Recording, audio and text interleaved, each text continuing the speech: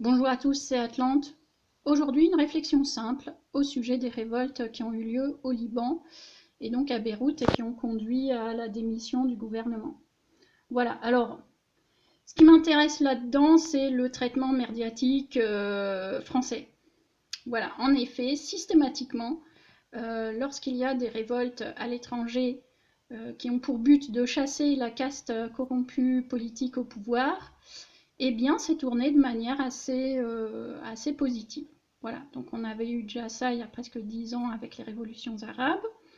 On a eu ça encore récemment avec Hong Kong. Et puis maintenant, effectivement, on a des témoignages de gens qui crient leur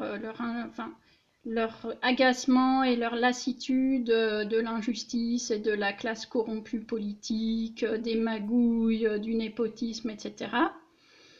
Très bien, très bien.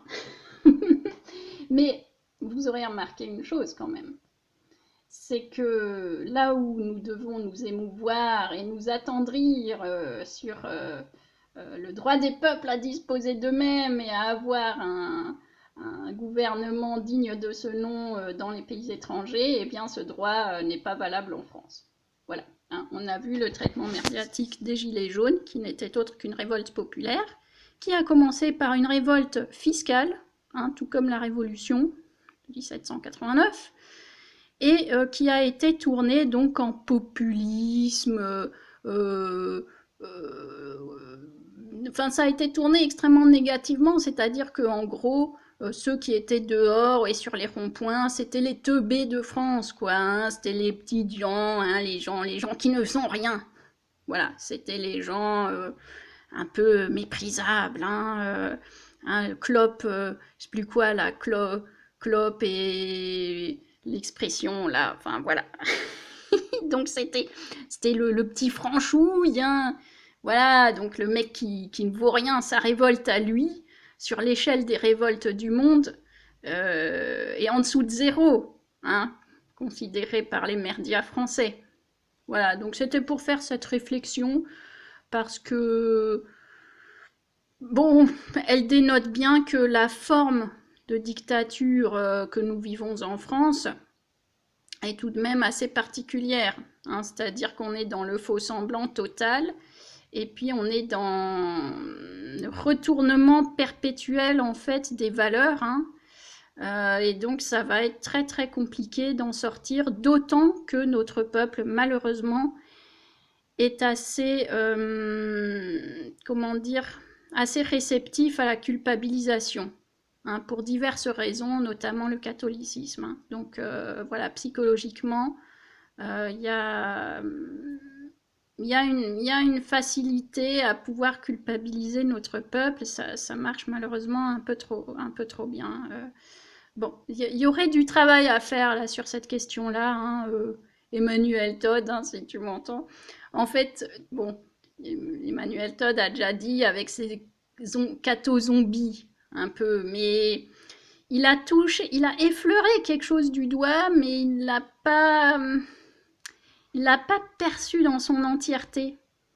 Cela dit, peut-être parce que lui-même, n'étant pas totalement français, il a peut-être du mal à atteindre vraiment ce qu'est l'âme française, surtout l'âme française d'aujourd'hui ou l'âme française même multiséculaire. Bon, blague à part, donc c'était pour faire cette réflexion. Autre réflexion au sujet des masques. Bon, je ne vais pas tourner autour du pour, du contre, du ceci, du cela. Quand il n'y en avait pas, on en voulait. Maintenant qu'il y en a plein, que c'est même un marché, hein, et que c'est une mode, et qu'on se... Voilà, on s'échange des masques, hein, comme on s'échangeait des images. Bon, bref, blague à part, les masques, j'ai envie de dire une chose. Lorsqu'il n'y avait pas le virus, et lorsqu'il n'y avait pas de besoin de porter un masque ou pas, la plupart des gens dans notre pays, il faut bien le dire et le regretter, fermaient leur gueule. J'entends par là que ce n'est pas le masque maintenant qui va museler les gens. Les gens se sont auto-muselés déjà bien avant et avant le masque. Voilà.